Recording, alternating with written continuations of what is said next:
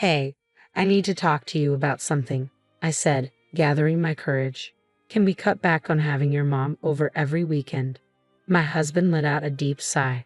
Lisa, it feels like you're always saying no to everything.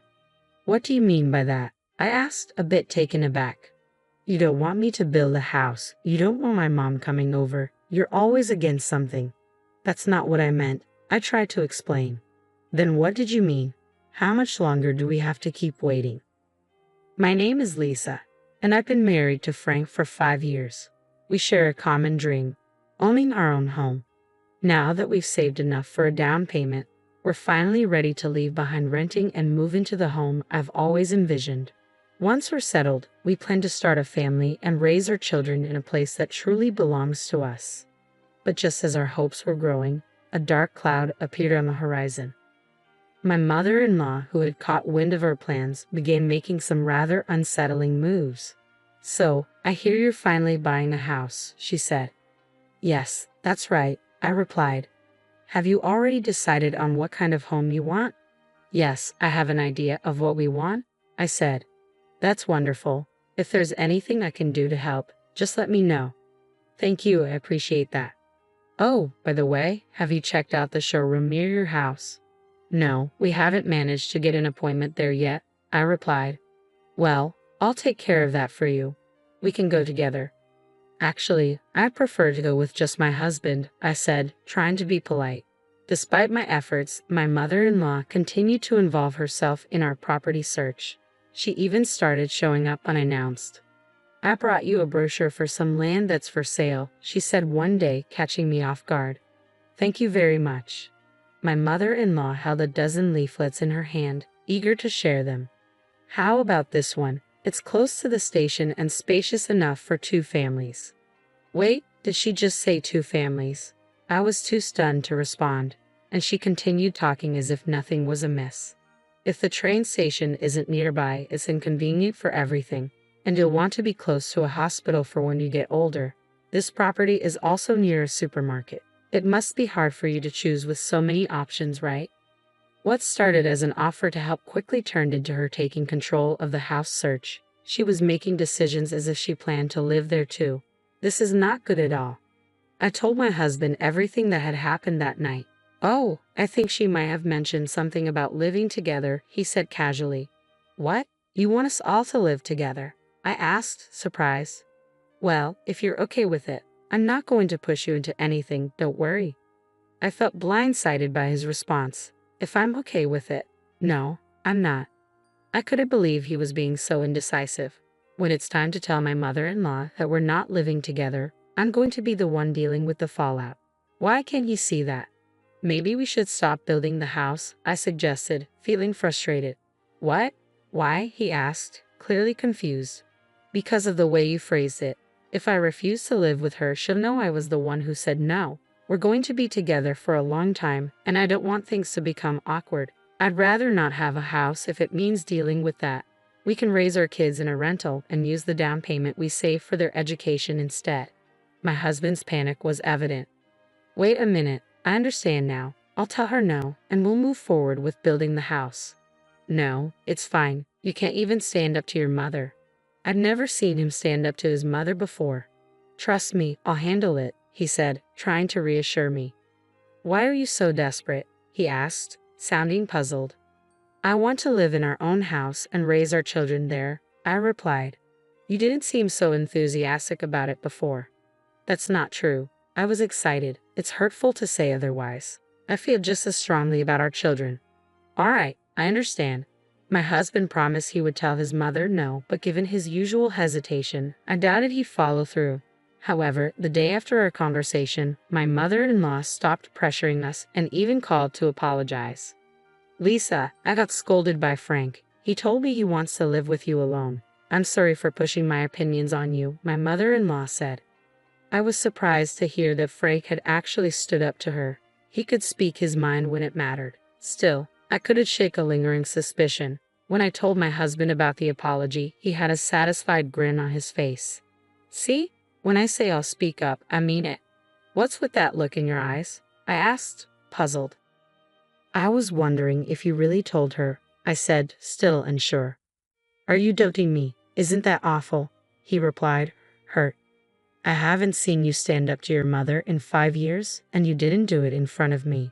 That's unfair. I tried so hard. You're right, I'm sorry. But you're sweating like crazy. What's going on? Oh, it's just hot. Isn't it a bit warm today? It's the middle of winter. By the way, let's finalize the house contract. You really want to build this house, don't you? Of course I do. That's what we've been saving for. At this point, I had lost interest in building the new house, the dream home I had worked so hard to save for. My enthusiasm had dwindled due to my mother-in-law's behavior and my husband's attitude, making me feel as if all my efforts had been in vain. I found myself stepping back from the idea. Meanwhile, my husband continued to insist on building the house. 6 months had passed since our dispute, and although he kept talking about it, I remained unconvinced. My mother-in-law, who had been quiet, was now growing impatient. She started visiting our house frequently. While she never mentioned the house, her attitude became increasingly arrogant. Both my husband and I work full-time, and we both have weekends off. Lately, my mother-in-law has been coming over to our house every weekend. I could manage if it were just once a month, but her frequent visits are making me uncomfortable. My husband seems to be quite pleased with the arrangement, but it's becoming a problem for me. I'd like to have some peace on Saturdays and Sundays, but she arrives at 7 in the morning and blasts the TV at an incredibly loud volume. If I try to stay in bed, she paces back and forth in front of my room. My husband is busy taking care of her, which should be enough. When I finally gave in and got up at 7:30, she remarked, "How can you sleep in with a guest over? She stays until late on Sunday night, and it's starting to wear me down." My husband remains silent about his mother's behavior, and whenever I think of him, the word divorce crosses my mind. However, I want to avoid that if at all possible. I needed to find a way to improve the situation. "Hey, I need you to stop having your mother over every weekend," I said, expressing my feelings directly. He let out a deep sigh. "Lisa, you always seem to be against everything." "What do you mean by that?" "You don't want to build a house, you don't want my mother visiting. You're against everything." "That's not how I meant it." "Then what did you mean? How long do we have to wait for?" "You just said we. What did you mean by that?" "Who else is waiting?" I asked, confused. "What do you mean?" "You said we just now," I clarified. My husband's face turned red and he began to sweat. "I didn't say that. Maybe I misheard. But we can't build a house if your mother keeps coming over every weekend like this." "Why not?" "Because I can't relax. If my parents came over every weekend, would you be able to rest?" "Your parents won't come. They have such a nice house." "I'm fed up with this nonsense," I said, frustrated. "That's not the issue here," he retorted. "I don't even care about the house anymore. I'm going to invite my parents to stay with us next week." My husband's voice rose. "Absolutely not." "Why not?" "Because it's too exhausting. Don't invite your parents. My mother is the only one who can visit. This is my house too. I'm the head of the house. If you can't follow my rules, then leave." "Are you serious?" "You're completely useless to me. I'm done with you. You can't make my mother happy, and if we can't build a house, she can't live with us." "You promised she wouldn't live with us." "What are you talking about? Once the house was built, we could do whatever we wanted, including having my mother live with us." "What do you mean?" "I've told you this before, and you still don't understand.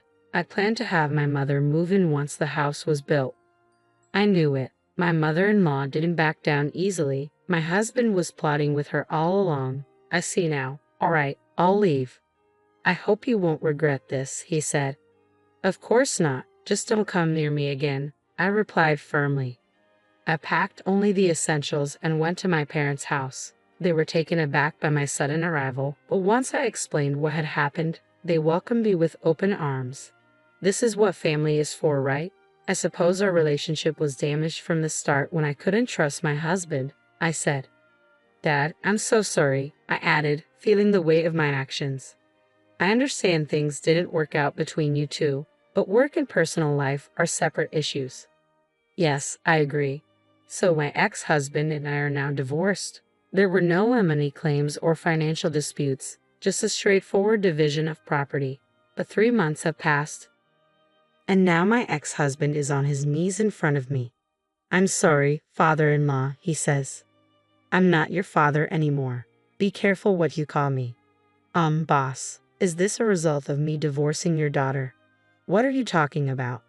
Why did my ex-husband come all the way to my parents' house and get down on his knees? It's because he received an unwanted transfer. Both of us worked for my father's company, and he seems to believe the transfer was a consequence of our divorce. However, my father made it clear during the divorce that personal matters had no bearing on work decisions. All employees at his company are assigned to regional posts for a few years to enhance their skills, and transfers are never used as a form of punishment. But that explanation doesn't seem to satisfy my ex-husband. Lisa, you need to stop the boss. I thought you told me never to show my face again. I'm sorry, please, he begged. No, this isn't an obligation. I was once in line to be the next president, remember? I can't believe you interrupted me with such nonsense. You're mistaken. I'm still the next president, regardless of our divorce. What? Of course, I'm his daughter. My ex-husband nodded and left our house. The next day, he submitted his resignation, despite people around him trying to explain that the transfer wasn't a demotion. He refused to listen. A few days later, he was found in an unexpected place.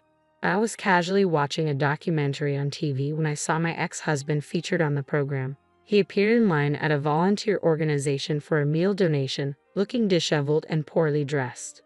Life can be unpredictable. It made me reconsider the word regret that I once said to him. I'm sure he regrets his actions now. The fact that he was holding 2 meal containers suggested that one was meant for his mother. Although I don't know all the details, it's clear that his life has drastically changed from what it once was. As for me, I'm thriving on my own. My weekdays are filled with work, but I relish my days off. It's a true blessing to sleep soundly without morning disruptions. I am living in a state of happiness and contentment. It was the unexplained coldness of her ex-husband that had caused her so much pain, a pain she struggled to convey to others. She wished she could use that experience as a shield to say no to hurting Moss. Lisa, you did an excellent job. I hope you're able to enjoy your time on your own now.